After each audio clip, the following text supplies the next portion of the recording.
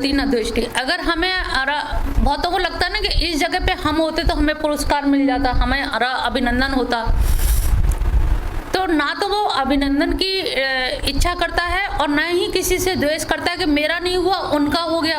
आजकल तो देखा है बड़े बड़े शंकराचार्यों में भी आसन को लेकर के, उच्च स्थान को लेकर के, कुंभ में भी पहले कौन स्नान करेगा, कौन सा मठ जाएगा, तो ये कौन सा अखाड़ा पहले जाएगा, सेकंड नंबर पे कौन सा अखाड़ा।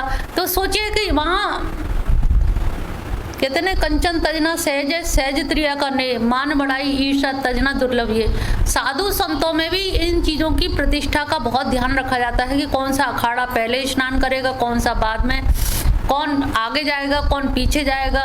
तो इस तरह से एक बता रहे थे कि गणेश जी के विसर्जन का वो था, यात्रा निकल रही थी, गणेश विसर्जन हो रहा था।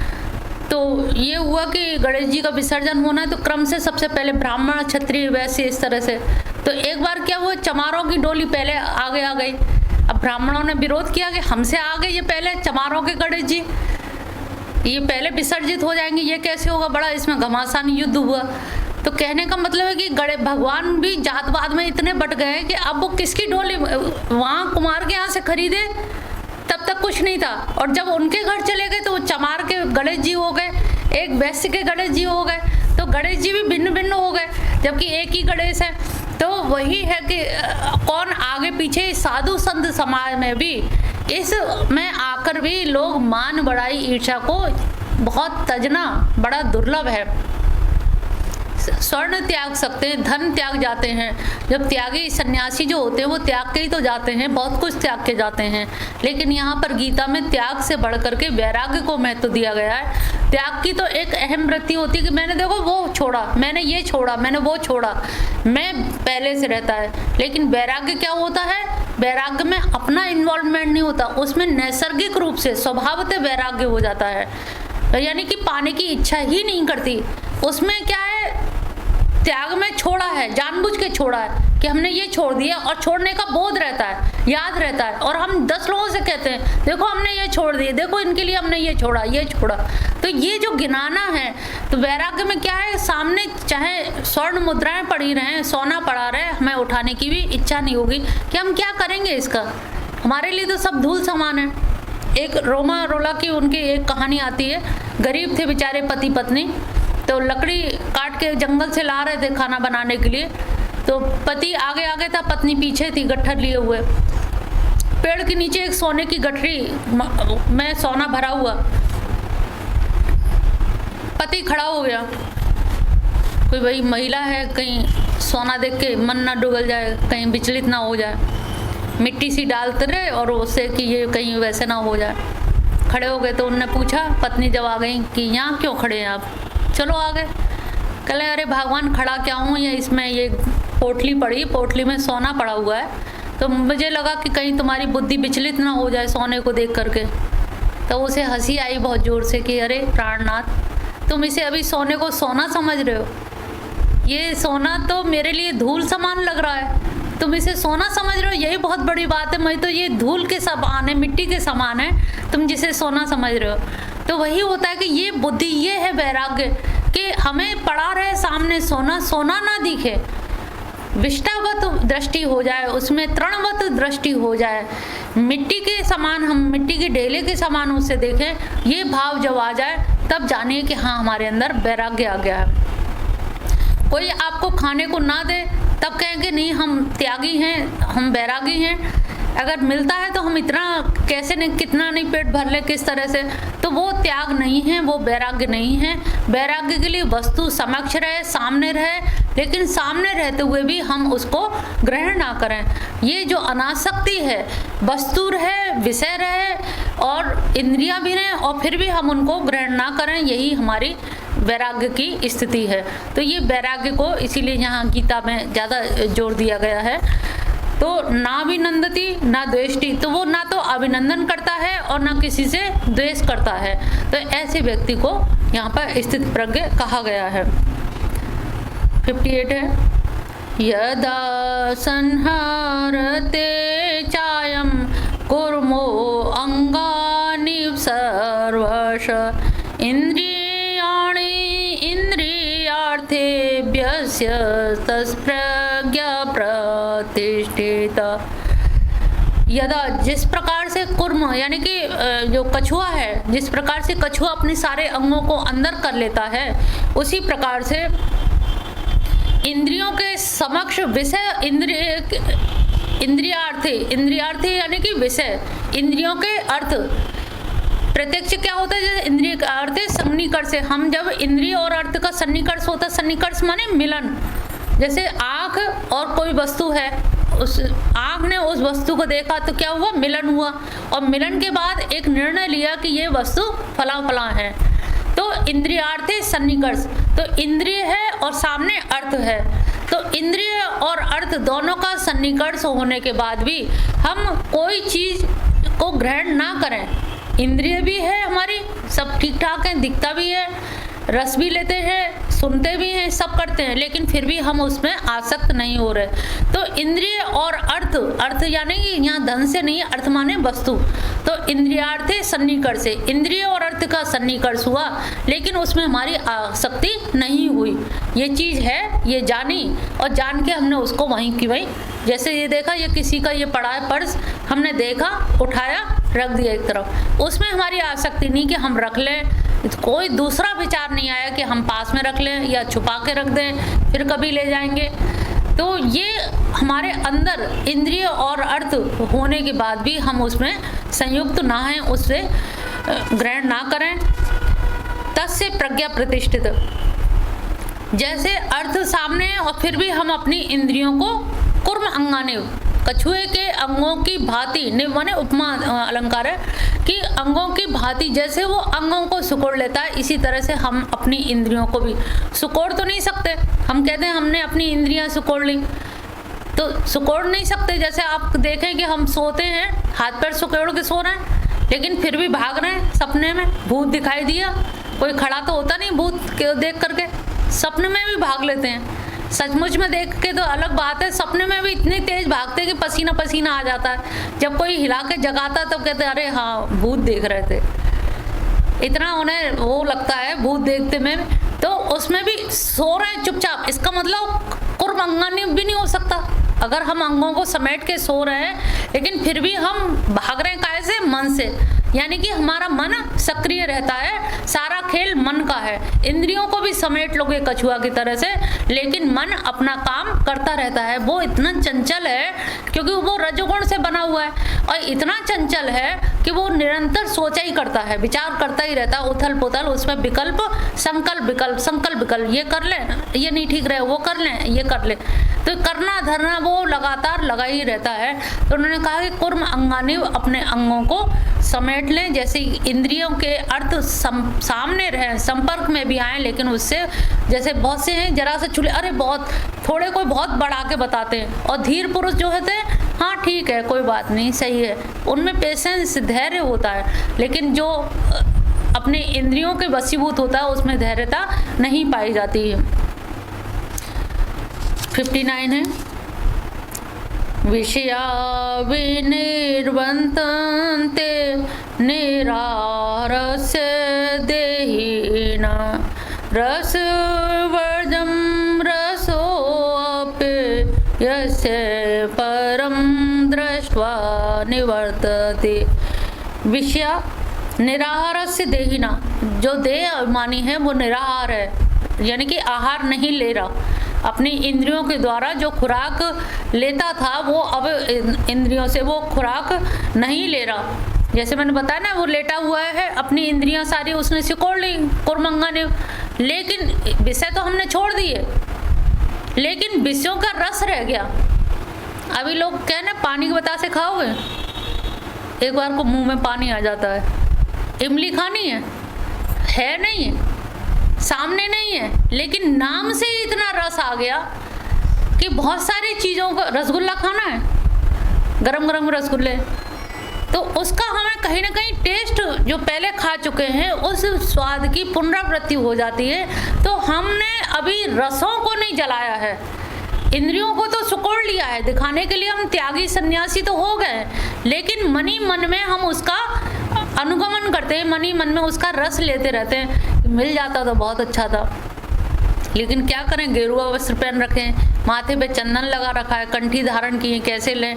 ये चीज़ें आड़े भी लग रही हैं, लेकिन अगर कोई ना देखे तो शायद ले लें, कैसे करें? तो अंदर ही अंदर आप अपने आप से ही लड़ रहे हैं। तो उन्होंने कहा कि अगर आपका रस नहीं सूखा है, अगर रस बना हुआ है, तो इसका मतलब अभी त्यागी नहीं हुए हैं। इंद्रियों को तो आपने कंट्रोल कर लिया, लोगों को दिखाने के लिए गेरुआ वस्त्र ने रोक दिया आपको, गैरिक वस्त्र आड़े आ रहे हैं, लेकिन ये समझिए कि अंदर ही अंदर जो चस्का ले रहे हो, जो उसका रस ले रहे हो, वो रस ही आपका, क्योंकि वो अंदर चल रहा है ना, और अंदर की अंतर्मुखी की कहानी अलग ही है, वो गूलर के बीज की तरह से सब फल में गिनती होती जा रही है, तो आप त्यागी भी नहीं रह जाएंगे, ये पाप हो रहा है एक तरह से। तो यहाँ पर कहा कि रस वर्जम, रस अगर नहीं जला है तब तक वो ये कहना कि मैं त्यागी हूँ या बैरागी हूँ, ये सब व्यर्थ की बातें हैं, तो वो त्यागी और बैरागी नहीं माना जाएगा। निराहार से, वो भले आप आहार नहीं ले रहे, निराहार हैं, लेकिन फिर भी आप उसको रसो अप्यस्व परम दृष्टवा निवर्तन्ते, लेकिन जिसने परम को देख लिया है, दृष्टवा परम, जिसने परम तत्व को देख लिया है, वो परम तत्व कैसा है? द्विवेदी जी इधर रस की बात हो रही है, आप रस ही लेने चल दिए। रसो वही सा, उसमें क्या है? वो रसों का रस है, माधव रसों के रस हैं, इसलिए सारे रस उनके आगे फीके पड़ जाते हैं। रसो वही सा, जैसे तैत्तिरीय उपनिषद में कहा गया है, जो उस परम रस को देख लेता है, परम दृष्टवा, जो उसको देख लेता है, उसकी बुद्धि फिर मन लौट करके नहीं आता है। लेकिन जब तक हम इधर उधर के रसों में भटकते रहते हैं, भौतिक वस्तुओं के रसों में जो भटकाव है, ये रसों का भटकाव क्षणिक है, और ये आपको कहीं ना कहीं पाप का भागीदार बना रहा है। रस लेने के लिए तो हम लोग भागते हैं, वहाँ चलो अच्छा लगे, वहाँ चलो ये अच्छा, ये खा लें, वो खा लें, हर चीज़ में आप रस देख रहे हैं, अच्छा पहन लें, अच्छा खा लें, अच्छे लोगों से मिलें, तो ये अच्छा क्या है? ये भी एक रस का पक्ष है। तो रसी के पीछे हम लोग भाग रहे हैं, लेकिन यहाँ कह रहे हैं अगर तुम उन रसों के रस की खान जो हैं उनको अगर देख लोगे तो ये सारे रस आपको फीके लगेंगे। ये तभी तक सार्थक लग रहे हैं जब तक आपने उस रसवान को नहीं देखा है। वो तो रसों के रस हैं, जिसने उनकी रसानुभूति कर ली है, वहाँ लगेगा आपको पता नहीं वो मिलेंगे भी कि नहीं मिलेंगे। ये तो सामने ही दिख रहा है रसगुल्ला, कन्हैया पता नहीं मिलेंगे, उनका रस जाने कब मिलेगा, ये तो खा ही लें। ये करते करते ऐसे जीवन बीत जाता है, हमें कहीं ना कहीं इनको त्यागना भी पड़ेगा, इनसे विरक्ति लानी पड़ेगी कि 2 मिनट का स्वाद है, जिह्वा के अग्रभाग पे तो है, यहाँ तक भी आ जाता है तो बेकार हो जाता है, नीचे उतरा तो और बेकार। रामकृष्ण परमहंस को खीर बहुत पसंद थी, और इतनी पसंद थी कि पूछो नहीं, तो वो बार बार उल्टी करके फिर उसे खाते, फिर उल्टी करते फिर खाते। उन्होंने कहा कहाँ से अच्छा ही रह जाएगी। जब उन्हें इतनी घृणा हो गई कि अब कोई खीर का नाम लेता तो उन्हें खुद उल्टी आने लगती थी। तो ऐसे ही सारी वस्तुओं से जब इस तरह से घृणा जब आ जाएगी, हो जाएगी, तब कहीं आप उस रस के आगे या रस की ओर उन्मुख हो पाएंगे। तो प्रयास ये करें, जागतिक रस जो है ये सब क्षणिक हैं, सब धोखेबाजी है, और ये रस आपको कहीं ना कहीं डैमेज करते हैं, बीमारी बुलाते हैं, तरह तरह की बीमारी, ज़्यादा खा लिए तो बीपी हाई, हार्ट अटैक, तो ये सब बीमारियों से भी बचेंगे और कन्हैया भी, हमारा जन्म भी सुधरेंगे। तो क्यों ना हम ऐसे रस का क्यों ना पान करें जिससे हमारा जन्म सुधर जाए, हमारे कई जन्म तक उद्धार हो जाए। और कहा जाता है कि एक भक्त अगर पैदा हो जाता है परिवार में तो 7 पीढ़ी माँ की और 7 पीढ़ी पिता की उद्धार हो जाता है। तो हम अपना तो उद्धार करेंगे, हम पीढ़ी दर पीढ़ी उद्धार कर जाएंगे। हम मकान बना के छोड़ जाते हैं अपने बच्चों के लिए कि रहेंगे आराम से, लेकिन हम भक्त बन के क्यों ना छोड़ जाएं कि उनकी आगे के लिए उनका उद्धार हो जाए। हम ऐसा मकान क्यों ना बनाएं, ये जो हटरी मिली है, ये जो हमें ऐसा मकान मिला है, इससे हम ऐसे काम क्यों ना कर चलें जिससे हमारे आगे की 7 पीढ़ियों का उद्धार हो जाए। तो ऐसा थोड़ा सा रस से जब हटेंगे तभी हम उस परम रस को देख पाएंगे, और जब परम रस को देख लिया तो ये लौकिक रस हमारे लिए सब मिथ्या हो जाएंगे। इन रसों की तरफ फिर कभी भी लौटना नहीं होगा। 60वां है, यततोऽपि कौन्तेय पुरुषस्य विपश्चितः इन्द्रियाणि प्रमाथीनि हरन्ति प्रसवं मनम्। बहुत अधिक यत्न करने पे भी कौन्ते जो विवेकी पुरुष हैं, इंद्रियाणि, उनको भी इंद्री प्रमथ मथानी जैसे नहीं होती है, मठा चलाते हैं तो मथानी कैसे मथ दे देती है, कहले कि बहुत सारे बड़े बड़े यत्न करने पर भी जो नियंत्रण करते हैं, नियंत्रण करने पर भी प्रमथ कर देती हैं। इतनी बलवान हैं ये इंद्रियां कि मथ डालती हैं पूरे मन को। वो सोचते हैं कि ना हम करें, लेकिन चाहते हुए भी ज्ञान एक तरफ रखा रह जाता है, लेकिन वो ज्ञान की जगह भी उनको वो ऐसा मंथन कर देती हैं और मथ मथ के ऐसा छाड़ छाड़ कर देती है आदमी के व्यक्तित्व को कि विवेक से वो संभलता है बार बार, लेकिन फिर भ्रमित हो जाता है, संभलता है फिर भ्रमित हो जाता है। एक जगह सत्संग होता था तो सत्संग में रामकृष्ण परमहंस ने अपने शिष्य को बता दिया कि इनको ये करना है, प्रसाद बांटना है, ये बांटना है। एक महिला बहुत अच्छा गाती थी, बहुत सुंदर बजाना गाना बहुत अच्छा। एक दिन वो नहीं आई तो उन्होंने दूसरी महिलाओं से पूछा कि आज वो क्यों नहीं आई हैं। मतलब कैसे आसक्ति होती है धीरे धीरे, क्योंकि अच्छा बजाती हैं, अच्छा गाती हैं। तो उन्होंने कहा वो आई नहीं है। क्यों नहीं आई हैं? 4 दिन बाद पता लगा कि बीमार हैं। फिर मन हुआ कि हम देखने चले जाएं। देखने गए, बाद में गुरुजी को पता लगा कि तुम उसके घर तक गए देखने के लिए, मतलब क्या था? कहले कि नहीं वो सत्संग में आ नहीं रही थी, इसलिए हमें लगा कि सत्संग में ना आना तो एक बहाना था। उनको आसक्ति इतनी ज़्यादा हो गई कि वो समझ रहे हैं कि घर जाना बेकार है, नहीं जाना चाहिए, लोक मर्यादा भंग होगी, लोक में लोग क्या कहेंगे, उसके परिवार वाले क्या कहेंगे। लेकिन विवेक के द्वारा समझाने के बाद भी वो कहीं ना कहीं परास्त हो गए अपने इंद्रियों से, और परास्त होकर के उनको फिर उस आश्रम से निष्कासित किया गया, रामकृष्ण मिशन आश्रम से। तो कभी कभी आसक्तियाँ इतनी छोटी और इतनी सूक्ष्म होती हैं, जैसे रेशम का पतला धागा होता है, इतना पतला धागा होता है जिसका हमें समझ में नहीं आ पाता, लेकिन जब बहुत कुछ गुच्छा बन गया होता है तब समझ आता है कि अरे ये ऐसा था। शुरुआत बहुत छोटी सी बात से होती है। अगर हम कोई बात है उसको अगर सब लोगों में बता दें तो शायद कोई हल निकल आए, लेकिन कोई बात छुपाते छुपाते वो इतनी ग्रंथि बन जाती है, इतनी कुंठा बन जाती है, और ग्रंथि जहाँ बन जाती है गांठ, यानी कि फिर उसे सुलझाना कठिन हो जाता है। अच्छा हो कि जहाँ एक तार खिंचाए उसी तार को अगर हम काट दें तो ज़्यादा अच्छा है वो, बजाय ग्रंथि बनने के। तो यहाँ पर यही कहा है कि यत तो है अभी, हालांकि कौन्ते बहुत यत्न करने के बाद भी विवेकी जन पुरुषों के इंद्रियाणि प्रमाथीनि हरन्ति प्रसवम, मन को जबरदस्ती हर के ले जाती हैं, हरण कर ले जाती हैं, जिसका कि वो चाहते हुए भी नहीं रोक पाते। 61 में तानि सर्वाणि संयम युक्त आसीत मत्पर वशे हि यस्य इंद्रियाणि तस्य प्रज्ञा प्रतिष्ठिता।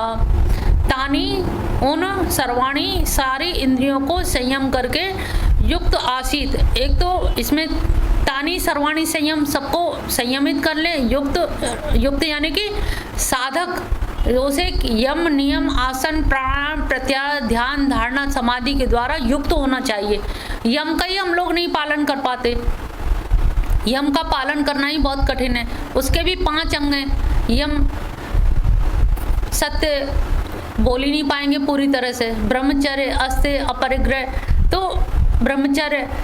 तो यहाँ पर हम जब एक पक्ष को ही नहीं कर पाते तो पूरे साधना काल में वहाँ तक पहुँच पाना बहुत कठिन काम होता है। तो यम नियम आसन प्राणायाम, यहाँ तक प्राणायाम तो लोग अब करने लगे हैं, लेकिन प्राणायाम भी करने से पहले जो शर्तें हैं उसको हम नहीं पालन करते। सीधे सीधे प्राणायाम को आज मतलब मजाक के तौर पर लोग लेते हैं कि प्राणायाम किया करो, लेकिन प्राणायाम का मतलब है कि जो हमने श्वास प्रश्वास खींचे हैं उसमें हमारी ध्यान की अवस्था होनी चाहिए, लेकिन हम लोग उसे औपचारिकता में करते हैं। तो यहाँ पर साधक के लिए जो प्राणायाम बताया, जो यम नियम बताए हैं, कैसे स्वाध्याय करना चाहिए, कैसे ईश्वर प्राणिधान करना चाहिए, कैसे आसन लगाना चाहिए, प्राणायाम भी पूरा कुंभक रेचक 3 तरह का प्राणायाम होता है, उसको किस तरह से हमें करना चाहिए, धारणा कैसे करनी चाहिए, ध्यान कैसे करना चाहिए। तो जब इन सारे सोपानों से स्टेप बाय स्टेप जब चलते हैं, ये योग पतंजलि योग में अष्टांग मार्ग बतलाया गया 8 स्टेप हैं, और 8 स्टेप के द्वारा जब हम वहाँ जाते हैं तब हमारा मन कहीं निरुद्ध अवस्था में पहुंच पाता है। एकाग्र होकर जब निरुद्ध अवस्था में पहुंचता है तब हमारी समाधि घटित हो पाती है। तो वहाँ पर सब कुछ मत्परा, यानी कि जब सब युक्त हो जाए, जब निरुद्ध अवस्था आ जाएगी, जब समाधि अवस्था आ जाएगी, समाधि अवस्था में तब मत्परा, तब तुम मेरे ऊपर निर्भर हो। मत्परा पहले यहाँ पर पतंजलि का जो योग है, योगी लोग पहले भगवान को नहीं मानते थे। उनको लगता था यम नियम हम ही को करना है, आसन खुद लगाना है, प्राणायाम हम ही को करना है, तो भगवान की जरूरत क्या है। लेकिन जब समाधि लगाने लगे तो समाधि में ध्यान कहाँ लगाएं भाई। जैसे ये है तो कहीं खूंटी होगी तभी तो इसे टांगोगे, हवा में थोड़ी टांग दोगे कोई वस्त्र। तो ऐसी चित्त की जो वृत्तियां हैं, इनको टांगने के लिए कोई तो आधार चाहिए, निराधार थोड़ी कर दोगे। तो वही समस्या आएगी, समाधि तो लगा रहे लेकिन समाधि लाभ नहीं हो पा रहा। और समाधि लाभ के लिए क्या हो, तब पतंजलि ने भगवान ईश्वर को माना कि भगवान की सत्ता या ईश्वर की सत्ता माननी आवश्यक है। तब उन्होंने कहा कि क्लेश कर्म विपाकश्चर्य अपरम रष्ट पुरुष विशेष स ईश्वर, यानी कि जो क्लेश कर्म विपाक से अलग हो। क्लेश माने 5 तरह के क्लेश माने जाते हैं, अस्मिता, अविद्या, जिसकी वजह से तो हमारा जन्म ही होता है, राग, द्वेष, अभिनिवेश, ये 5 क्लेश हैं। ये 5 क्लेश अब ये उससे अलग है। ईश्वर क्या है, वो न हम लोग सब 5 क्लेशों में घिरे हुए हैं। अस्मिता भी है और अविद्या है। अविद्या के कारण तो अस्मिता ही हुई कि मैं हूँ। हम लोग इसे कभी नहीं भूलते, सब कुछ भूल जाएंगे लेकिन मैं हूँ ये हम मरते समय भी नहीं भूलते। राग खत्म नहीं होता और द्वेष भी खत्म नहीं होता। और 5वां है अभिनिवेश। अभिनिवेश होता है मौत का डर। हर बच्चा मौत से डरता है, आदमी हो, बूढ़ा हो, जवान हो। आप देखिए पूरे दिन आप मौत से ही डरते रहते हैं। सड़क के किनारे किनारे चलना, साइकिल बचा के चलना, मोटरसाइकिल तेज मत चलाना, गाड़ी धीरे चलाना। हम पूरे दिन करते क्या हैं, केवल बचने का उपाय करते रहते हैं, सारा दिन बचते रहते हैं। तो ये बचने का भाव कहाँ से आया? ये भाव उससे आया कि अभिनिवेश, यानी कि मौत के प्रति भय। हमारा जन्म जन्मांतर हमने मौत देखी है, कई बार देखी है, हर जन्म में मौत हुई है, तभी तो ये जन्म मिला। मौत ना हुई होती तो ये जन्म कैसे मिलता? तो उन जन्मों में पुरानी कोई स्मृति पड़ी हुई है जो हमें मौत से डराती रहती है। संभल के चलो, संभल के बैठो, करंट ना लग जाए, प्लग मत छुओ, ये मत छुओ। तो दिन भर हम अभिनिवेश यानी कि मौत का भय पाया जाता है। ये 5 क्लेश है। पहला अविद्या, दूसरा अस्मिता, तीसरा राग, चौथा द्वेष और 5वां अभिनिवेश। ये 5 क्लेशों से अपरामृष्ट भगवान क्या है, वो इन 5 क्लेशों से परे हैं। उनमें ना अविद्या है, ना अस्मिता है, ना राग द्वेष है। तो इन सब से परे जो पुरुष विशेष है वो ईश्वर है। तो ये 5 क्लेश हम सभी के अंदर पाया जाता है। और इन 5 क्लेशों में साधना के काल में हम लोग अभिनिवेश ये समझ लेते हैं मृत्यु एक बार होनी है और जैसे लिखी है वैसी होनी है, जहाँ जाके होनी है। एक राजा को, सम्राट को सपना आया कि कल, मौत ने सपना दिया कि कल मैं आऊँगा, कल शाम को 5 बजे। अब वो बड़ा डर गए कि 5 बजे मौत आएगी और सम्राट हूँ और मेरा साम्राज्य यहीं पड़ा रह जाएगा, ये तो बड़ा अजीब सपना है। उसने सब बड़े बड़े पुरोहित और उनको पंडितों को बुलाया, ज्योतिषाचार्यों को बुलाया। सबने विचार विमर्श किया। सबने कहा कि ऐसा है, ये सपना तुम्हें इसी राजमहल में आया, अच्छा हो तुम राजमहल छोड़ दो। उन्हें छोड़ के मैं कहाँ जाऊँ? उन्हें कहा तीव्र गति वाला घोड़ा लो और दौड़े चले जाओ, दौड़े चले जाओ। उन्होंने कहा ये भी बात सही, यही सपना आया, यहीं फॉलो होगा, अनुपालन यही होगा, इससे अच्छा जगह छोड़ दें, स्थान बदल दें। घोड़ा लेके तक भागे गए। जब शाम हो गई, बहुत दूर निकल गए, 5 बजने में 5 ही मिनट रहे होंगे, एक पेड़ के नीचे आके चैन की सांस ली। चलो अब तो हम अपने राज्य से बहुत दूर चले आए, निश्चिंत हो गए। चलो अब थकान दूर हुई, पानी यानी पिए, कुछ आराम करें। पीछे से एक हाथ रखा किसी ने, मुड़ के देखा, उन्होंने कहा बस इसी समय का, इसी स्थान पे तुम्हारी मौत लिखी थी, इसी का मैं तुम्हारा इंतजार ही कर रही थी यहाँ पर कि तुम समय से आ जाओगे और तुम सही समय पे आए हो। उन्होंने कहा मुझसे तो पंडितों ने सबने कहा कि यहाँ से भाग जाओ, वहाँ कल ये लिखी मौत यहीं थी, इसीलिए वैसी ही सलाह दी। जहाँ लिखी होती है लोगों की बुद्धि भी वैसी हो जाती है, काल वैसी कर देता है। एक गौतमी करके बड़ी ब्रह्मचारिणी थी, तो उसका पुत्र को सांप ने काट लिया और बड़ी साधक थी अच्छे लेवल की, तो उसने श्राप दिया उसको, सर्प को, कि तेरी पूरी वंश परंपरा खत्म हो जाए। तो उसने कहा कि तुम मुझे श्रापित क्यों कर रही हो, मुझे क्यों मतलब क्रोध कर रही हो। तो उन्होंने कहा मेरे पुत्र को इकलौता पुत्र था, यही मेरा एकमात्र सहारा था, इसको तुमने क्यों खाया। उन्होंने कहा मुझे तो मौत ने ऑर्डर दिया था, मौत की आज्ञा से मैंने खाया। उन्होंने मौत को बुलाया, आह्वान किया। मौत ने कहा कि मैंने तो कुछ नहीं किया। तो कल ये सांप बता रहा है। कल मौत बोली कि नहीं मैंने कुछ नहीं किया, काल ने मुझे बताया कि ऐसे ऐसे उसकी मौत होनी है, तो मैंने फिर इसको चुना और इस तरह से होनी है। उसने काल का आह्वान किया। काल से पूछा कि तुम ऐसे कैसे, तुमने, उन्होंने कहा मुझे यमराज ने आदेश दिया, और यमराज का आह्वान किया। उन्होंने कहा बताइए देवी। कहें कि मेरे पुत्र की इकलौता पुत्र था, इसकी सांप के डसने से मौत कैसे हुई। उन्होंने कहा इसके कर्मों के कारण हुई, इसने कर्म ऐसे किए थे कि इसकी सांप से ही डस के मौत होनी थी। तो मैंने आज्ञा मृत्यु काल को दी, काल ने मृत्यु को दी, मृत्यु ने उसको सांप को दी और सांप ने उसको डसा। इसलिए ये कर्म का चक्र है, ये कर्म का सिद्धांत है, इसे मैं उलट फेर नहीं कर सकता, ब्रह्मा भी नहीं कर सकते। जिसकी मौत जिस चीज़ से जहाँ लिखी है, जैसे लिखी है, वो उसी प्रकार से होगी।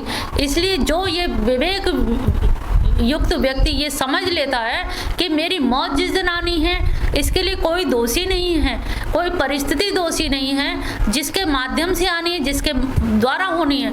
बहुत लोगों को देखा है वृंदावन में भी, बड़े बड़े संत जैसे उड़िया बाबा रहे हैं और भी, तो कई लोगों के संतों की मौत बड़ी भयंकर तरीके से हुई, जिसके कोई उम्मीद नहीं कर सकते। लेकिन लोग कहें अरे ये तो संत थे। वो संत तो आज बने हैं ना, पिछले जन्म में क्या रहे होंगे, पिछले से पिछले कई कई जन्मों में। भीष्म पितामह ने जब देखा कि सांप को उन्होंने तीर मारा और कांटों वाले उस पे झाड़ी पे पड़े हुए, वो 36वां जन्म पहले की बात थी। तो इतने जन्मांतर की वो बातें बनी होती हैं, तो उसमें कौन सी बात आपकी मौत का कारण बनेगी। किसका आप ऋण या किसको आप मार आए हैं, वो आपसे मार के ही बदला लेगा, ये आपको नहीं पता है। तो ये सब चीज़ पूर्व नियोजित है, पहले से ही डिसाइडेड है, उनमें आप कुछ भी नहीं कर सकते। तो इसलिए मौत का भय नहीं होना चाहिए। और रही द्वेष, तो द्वेष हम किससे करें, जिसका जो प्रारब्ध है, जो भोग भाग है, किसी से भी द्वेष करने में हम अपनी ही हानि करते हैं। द्वेष करने वाले की हानि नहीं करेंगे। द्वेष मन में होता है, उसको तो बाद में पता लगेगी, पहले खुद को पता लगती है, पहले हम खुद जलते हैं तब उसको जला पाएंगे। तो इससे अच्छा है कि खुद ना जले, अपनी हानि हम क्यों करें। तो ये राग द्वेष अभिनिवेश ये जो है, चाणक्य ने ये कहा है कि आप किसी की भी जैसे चुगली करते हो, तो चुगली वही करिए, अपने मित्र से भी वही बात करिए जब जो शत्रु से भी कर सके, क्योंकि जो आज मित्र है वो कल शत्रु बनेगा। तो राग जिससे है उससे द्वेष भी होगा। तो जो रागी है, जो प्रिय है, वही अप्रिय होगा कभी ना कभी। तो आप शत्रु से या अपने मित्र से वही बात करिए जिसे आप सबके सामने कह सकते हो। जो सबके सामने नहीं कह सकते वो बात आप बाहर मुंह से मत निकालिए, नहीं तो आपकी हानि होगी।